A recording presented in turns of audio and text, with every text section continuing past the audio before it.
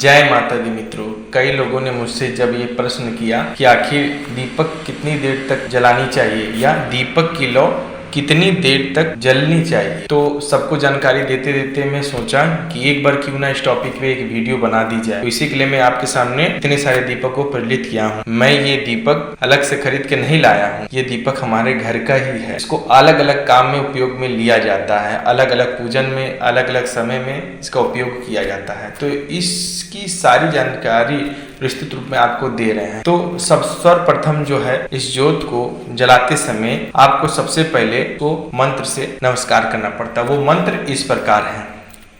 शुभम करोति कल्याणः आरोग्य धन संपादम शत्रु बुद्धि विनाशे दीपकाय नमस्तुते दीपो ज्योति परब्रह्म दीपो जनुर्दी जनार्दन दीपो हरुति में पाप संध्या दीप नमस्तुते।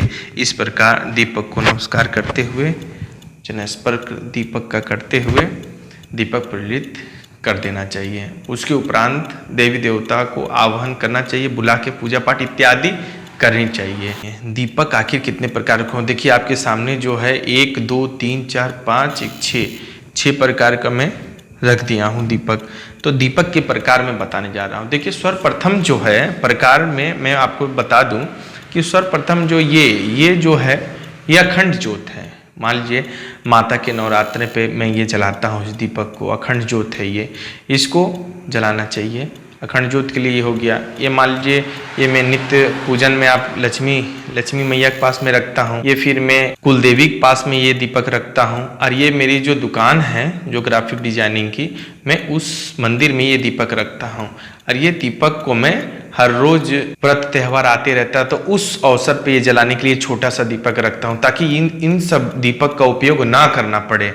इसलिए मैं अलग से जो ये छोटा सा जो दीपक है मैं इसको रखा हूँ, ताकि मान ली ये सब दीपक जिन देवी देवता कहा ये उन्हीं तक सीमित रहे, उन्हीं के पास जले, ना कि इसको मैं इसीलिए अलग रखा हूँ। और रही बात अगर ये आपके पास ना हो तो सबसे उत्तम जो दीपक है, जो सबसे प्रथम जो जल रहा है, मिट्टी का दीपक जो कुम्हार द्वारा बनाया जाता है, जो सबसे ही शुद्ध होता है, सभी देवी देवता उसे स्वीकार करते हैं, वो दीपक जो खास करके सभी घरों में जो है दीपावली के दिन प्रज्वलित की जाती है, तो ये दीपक भी सबसे शुद्ध माना जाता है। अगर ये दीपक ना हो तो भी उस दीपक का प्रयोग लिया जा सकता है, लेकिन उस दीपक का प्रयोग जो है केवल एक टाइम करना चाहिए। माने एक बार जल गया उसकी कहानी खत्म हो गई, पुनः आप नया दीपक यानी आज सुबह में अगर आपने एक दीपक जला दिया तो संध्या में वो दीपक को नहीं जलाना है। दूसरी बात कि दीपक आखिर जले तो जले कितनी देर तक, तो मैं आपको साफ स्पष्ट बता देता हूँ कि दीपक जलने का समय जो कि मुख्य इस विषय का टॉपिक है, उसका समय कम से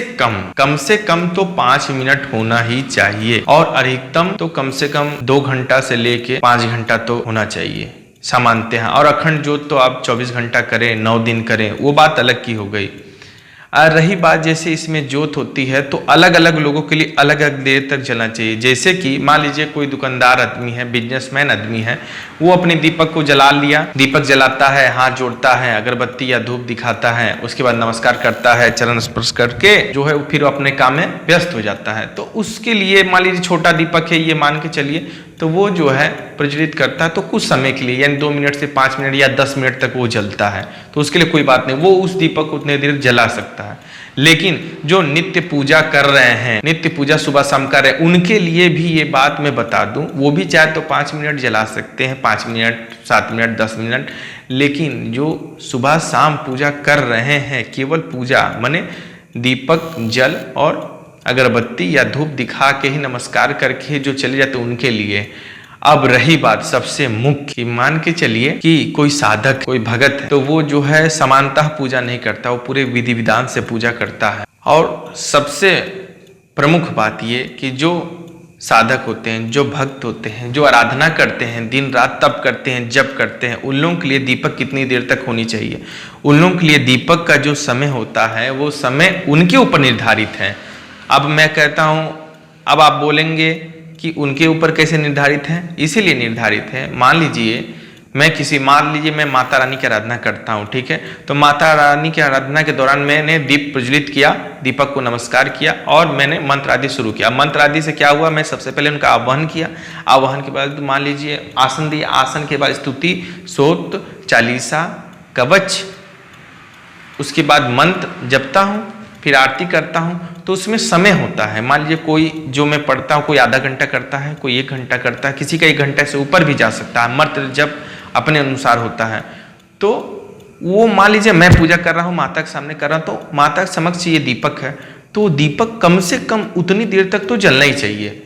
अब मान के चलिए मैं मंत्र जप कर रहा हूँ, वो समय 1 घंटा लगभग हो जा रहा है, 1 घंटा 1.5 घंटा हो जा रहा है पूरी आराधना आरती करते समय, तो वो तब तक के लिए तो कम से कम वो दीपक जलना है।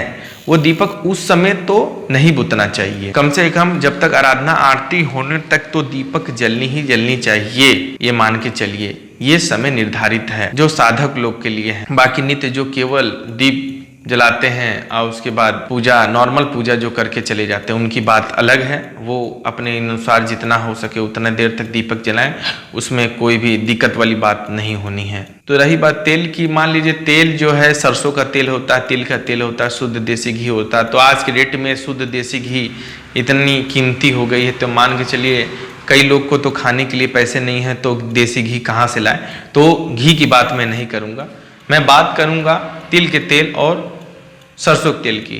तो रही बात मान लीजिए तिल की तेल की, तो तिल के तेल में बहुत सारी मिलावटें आ जा रही हैं। तिल का तेल बहुत मिलावटी, बाजार में अगर आप जाएंगे तो 100 दुकान पर शायद ही कोई ओरिजिनल तिल का तेल बेचे, और मेरे अनुसार तो कोई नहीं है बेचता है। अगर आपको बहुत तिल का तेल जलाने का शौक उत्पन्न हो रहा है तो आप स्वयं जाएं, मार्केट से तिल लेके आएँ और तिल को जहाँ सरसों का तेल पेराता है, जहाँ से तेल निकलता है मशीन से, वहां जाएं, उसको दे पेरा के तब दीप प्रज्वलित करें, तब वो शुद्ध तेल माना जाएगा। अन्यथा मेरा क्या कहना है कि कोई भी राइस मिल होता है जहाँ पे सरसों तेल पेरा जाता है, वहां जाके शुद्ध सरसों का तेल लाइए, शुद्ध सरसों का तेल इसमें डाल के दीप प्रज्वलित करिए। देखिए दीप प्रज्वलित होनी चाहिए शुद्ध तेल से। मान लिया आपने तिल का तेल तो लिया, मीठा तेल तो है, बात में मान रहा हूँ, सभी लोग तिल का तेल कहते हैं, लेकिन वो शुद्ध भी तो होना चाहिए। मान लीजिए आपने माता को कोई भोग लगाया, वो भोग शुद्ध तो होना चाहिए, वो विशुद्ध नहीं ना होना चाहिए। तो उसी के लिए जो है कि सरसों का तेल मेरे अनुसार उत्तम है, अति उत्तम है। और रही बात घी, आपका सामर्थ्य है, आपके पास धन संपदा लक्ष्मी है, तो आप जो है घी के तेल तो सर्वोत्तम माना गया है, आप उससे भी आप जला सकते हैं। और इसमें एक विषय और है कि इसकी बाती को जो है हर समय बदलते रहना चाहिए। जब वो गंदी हो जाए, मान लीजिए दीपक, मान लीजिए धुल के लाया हूँ, तो दीपक कई लोग होता है कि धुलते नहीं है। होता क्या, दीपक एक बार धुल के रखा गया कोई पर्व त्योहार में, तो जब तक अगला पर्व आएगा नहीं तब तक लोग धुलते नहीं है। ये भी मैंने नोटिस किया है, मैंने देखा है प्रैक्टिकल। तो ऐसा ना करें, दीपक का एक दिन निर्धारित कर लें कि मान लीजिए मैं सोमवार को धुला हूँ, तो अगले सोमवार तो कम से कम 1 हफ्ता के अंतराल तो धोना है। और उसके उपरांत अगर मान के चलिए कि अगर उसके पहले ही अगर दीपक गंदी हो जा रही है या उसमें कीड़े पतंगे कभी कभी जो उसकी लौ से जल के गिर के उसमें मर जाते, तो आपको जो है दिन उन नहीं देखना है। जब देखें वो गंदा हो गया है तो उसे तुरंत जो है धुल के पुनः उसको उपयोग में लाना है। ये नहीं कि नहीं डेट आएगा सोमवार तभी धुलना है, ऐसा भी कोई बात नहीं है।